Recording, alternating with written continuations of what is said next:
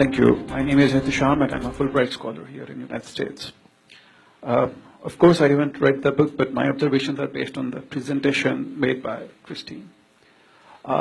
Unfortunately, I found some of the, there is a lot to debate about, but I understand I am a participant only, I can make only use of limited time. I found some of the arguments were very selectively used, and only one side of the picture was presented. For example, a couple of examples. You said Kashmir, Pakistan has no legal basis on Kashmir. I don't understand what sort of legal basis should we have. You have mentioned about the UN resolution. You have mentioned that India went to a Security Council, and Security Council said that let the Kashmiris decide. Let us have a plebiscite there. So that's a legal basis. Go and ask the Kashmiris with whom they want to go. My second observation. Yes, we had a beautiful lawn back there in our homeland, but it was late 1970s, at the peak of Cold War. Soviet Union just entered Afghanistan, and here was the CIA and the Americans. They went to Pakistan and Afghanistan, and fortunately, incidentally, they found an ally in the form of ISI or whatever, and they jointly created this jihad narrative. Kashmir is not the only thing which is behind those groups which you are calling the jihadis and terrorists. In fact, Kashmir has always been there. The jihadis, the rise of jihadis has been after the Soviet Union entered, and then CIA went there and worked with ISI, and the jihad narrative was brought, groups were made and fought with, and then the Soviets were pushed out.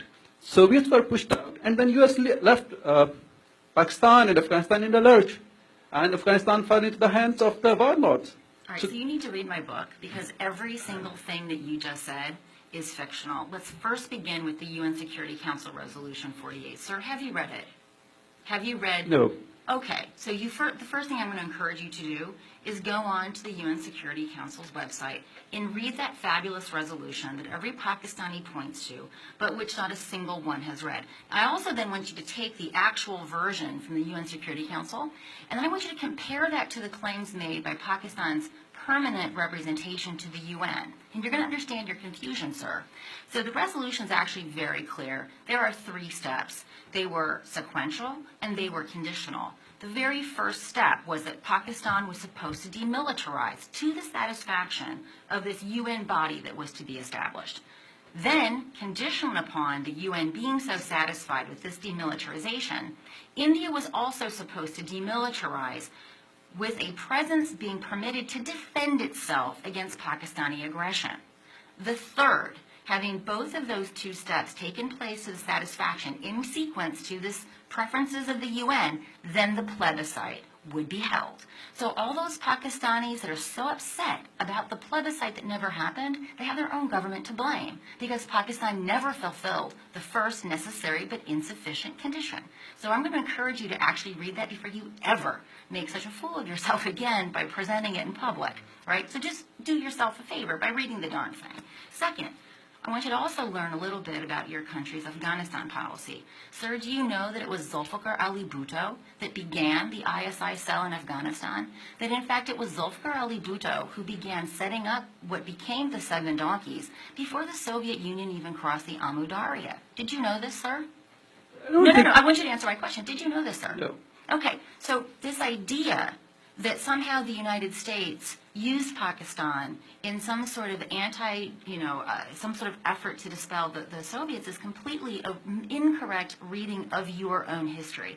Zulfikar Ali Bhutto, after King Zahir Shah was ousted, and Daud came to power and began implementing pro-Soviet policies, driving the Islamists into Iran and Pakistan respectively, Zulfikar set up an ISI cell so that he could then use those disenchanted, disenfranchised Islamists to become vectors of Pakistan's policy in Afghanistan.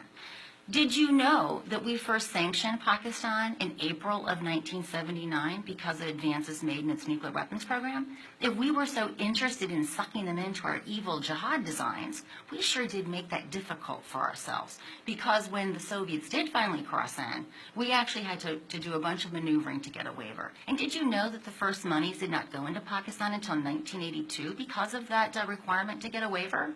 So before you go and you blame the United States for using and abusing poor Pakistan, you should familiarize yourself with your own history, because in fact Pakistan had been instrumentalizing Islamists long before the Americans even knew what an Islamist was. Now, going to your next point about the Americans just leaving Pakistan high and dry.